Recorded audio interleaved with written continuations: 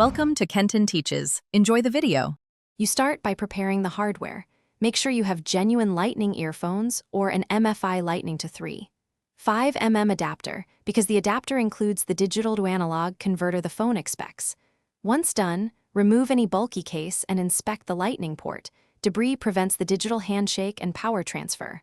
Next, unlock your iPhone and close music or call apps to avoid routing conflicts. Now, gently insert the Lightning connector until it seats.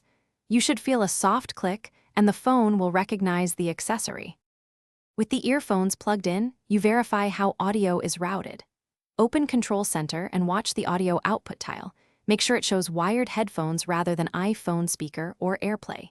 Then check settings, sounds, and haptics and raise the volume. Lightning devices can start muted if system volume is low.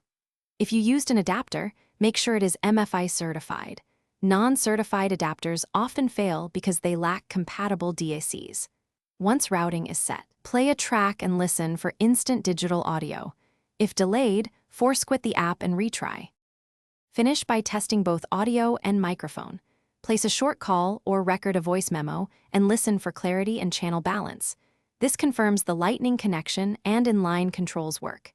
If you hear no sound, first remove the accessory and inspect the port for lint, then reboot the iPhone and retry. This clears transient software conflicts.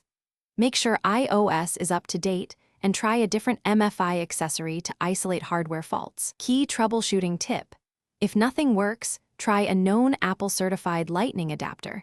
Non-certified adapters often cause silent failures. Thanks for watching. Please subscribe if this video was helpful.